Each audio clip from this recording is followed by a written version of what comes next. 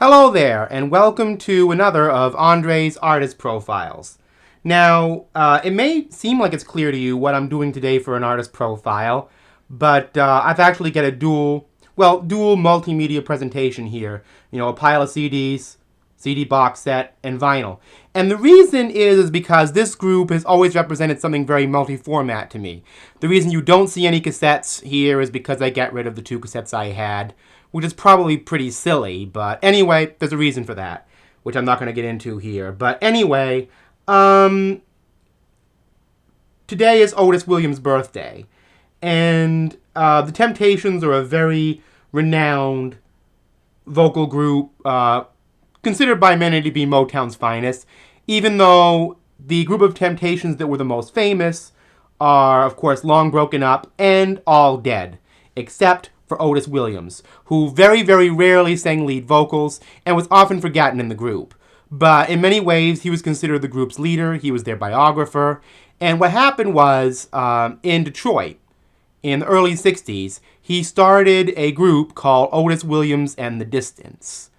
They recorded in the basement of some lady named Johnny Mae Matthews, who apparently ripped them off, and they broke up. And Otis then reorganized the remainders of the Distance with a duo who called themselves the Primes, a guy named Paul Williams and Eddie Kendricks. And their backup were the Primettes, who were the Supremes. Anyway, they came together and started rehearsing and eventually auditioned for Motown under the name The Elgins. And apparently they were told to change their name.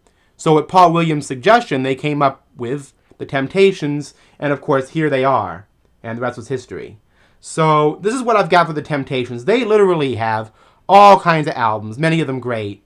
And this is what I've got for easy access. So for the sake of argument, I'm going to start somewhat chronologically with this CD box set called Emperors of Soul. As you can see, I've listened to this a lot. It's in kind of black condition. Those are the first two CDs.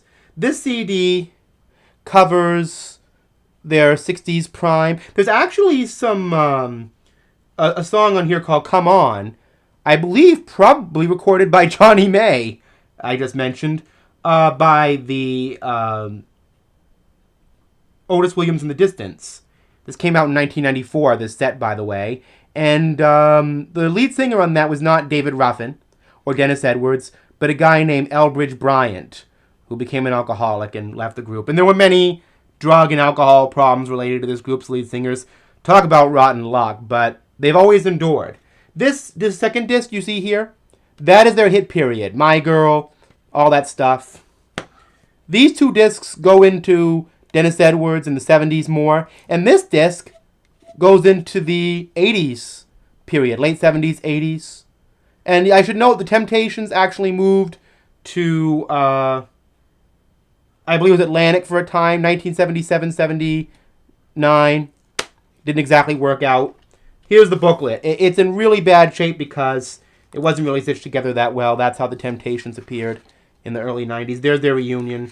As you can see, the book's falling apart. It's got some great pictures in it, this box set, and it's really descriptive. I wish this book had lasted, but it was really, as a lot of books for these CDs were in the 90s, not very well assembled. I don't know if it's better now, but certainly wasn't then. But that's that box set. If you like the Temptations, this is likely all you're probably going to need at 5 discs. I got it through BMG Music Club years ago, so it cost me like $22. All right, next up. Now, there were a lot of these CDs released as imports in the late 90s, early 2000s, and this is one of the ones I got. Their album, Psychedelic Shack, from the year 1970, and All Directions. Both produced by Norman Whitfield, with Dennis Edwards in the lineup. Now, this was, I believe, the second Temptation album to feature the late Damon Harris, who replaced Eddie Kendricks in the group.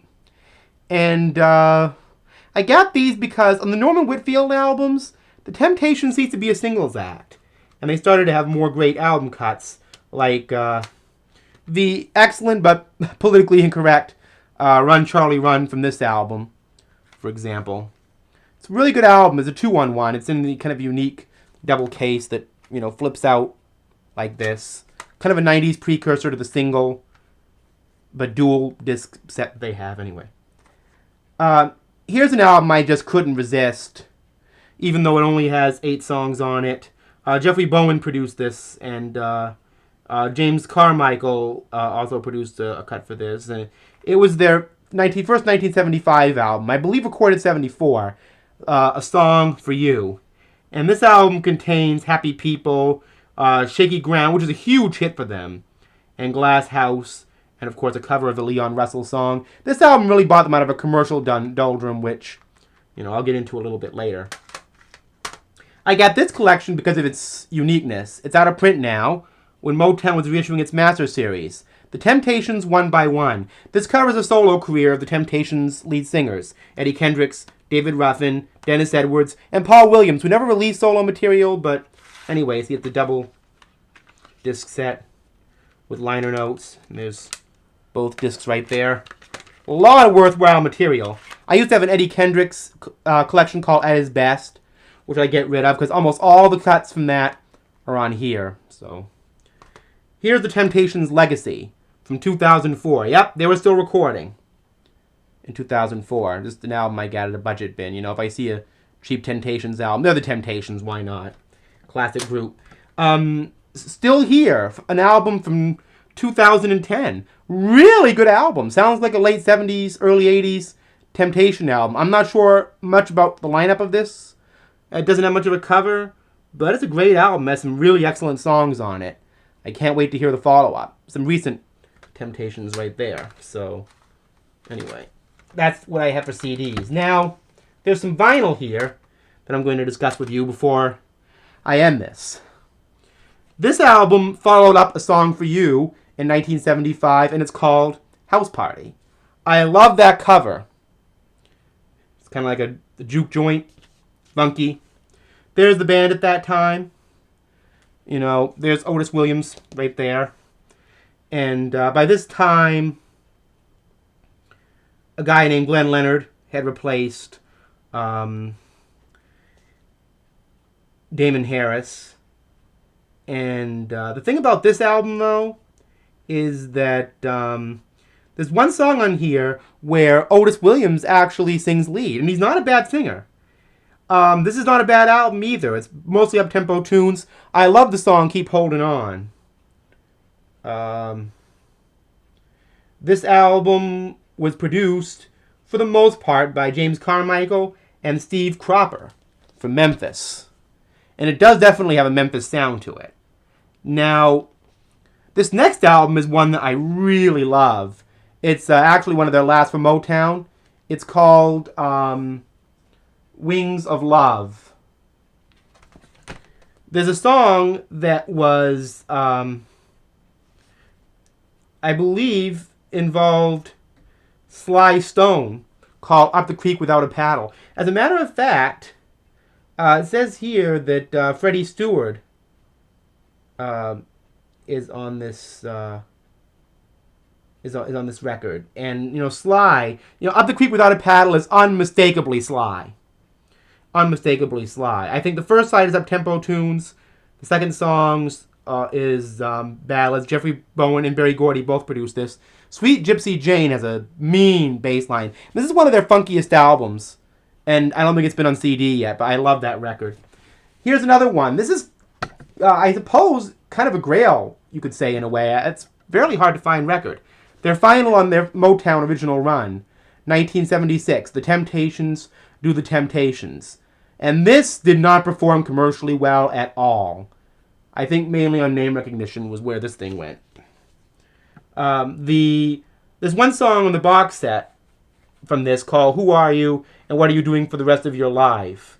Actually, it's a very funky album again. But that was the end of the Temptations' first run on Motown. Now, this album is on Atlantic from 1978, their second try. Very funky record. First, their first album, Here to Tempt You, I've heard it, streamed it, wasn't honestly that great. Kind of kind of boring and typical. This album was a really strong production. I think if promoted right, it could have done better. There's the Temptations on the back.